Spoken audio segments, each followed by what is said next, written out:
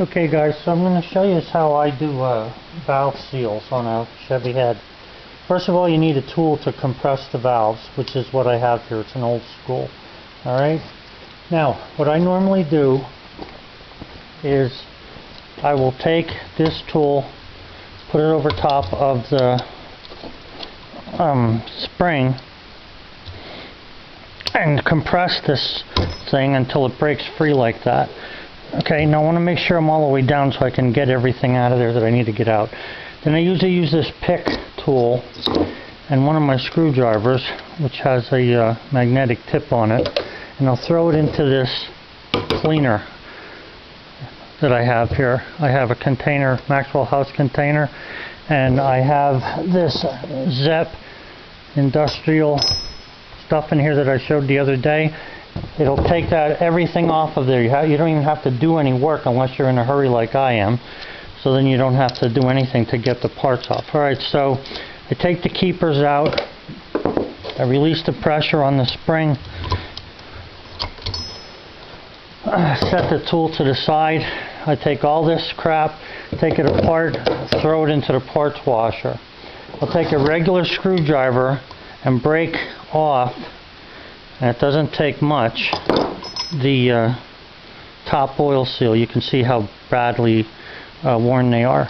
I'll push them through the bottom seal, take and discard those.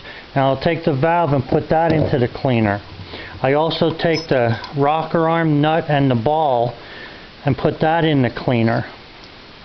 Okay, now just to save time, I usually do this one at a time. I already have one done here so that I'm not wasting time with the camera. Now what I do is I take some cleaner on a toothbrush, clean the valve guide off real good, then I take and put some oil on it. Okay, rub it around a little bit. Now if you can see here, I don't know if you can see this over here, but the intake seal is different than the exhaust seal. So you have to know which valve you're working on. Okay, so right now what we're doing is we're working on, and how you tell is if you can see light, like when I look through the intake port over here, I see light, so this is an intake valve I'm working on, and here it is. Now what you want to make sure is that the top of this is absolutely clean. Okay, that's the part you want the cleanest. This, and also the two keepers, you want them that clean inside. You don't want any dirt inside these at all. So that's important at this point.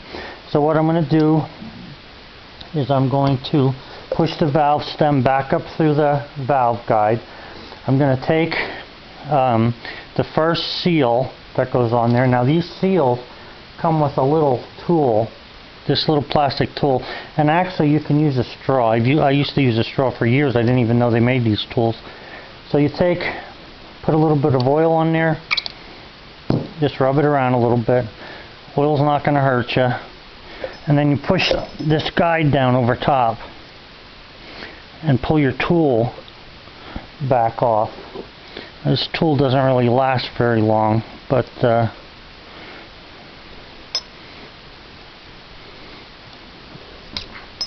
pull the tool out and push this down, push the valve up as far as you can. Now, sometimes these things are a little tough to get down on there, so what I do is I take this wrench, it's a polished wrench, and a hammer, and I'll just give it a little tap until it's at the bottom of the position where it sits on the valve guide. Now I tapped that valve, but I didn't hit it really hard, it just caught the corner of it. You don't want to hit the valve. Alright, so once that's in there, then you put the spring, the cap, the retainer, the top piece on there.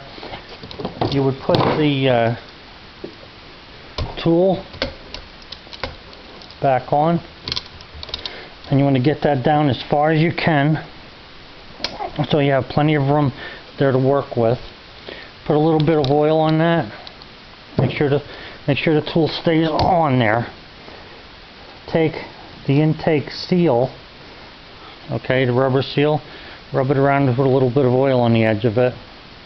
Now what I use is this little pick tool, and I push the rubber down off of the first shoulder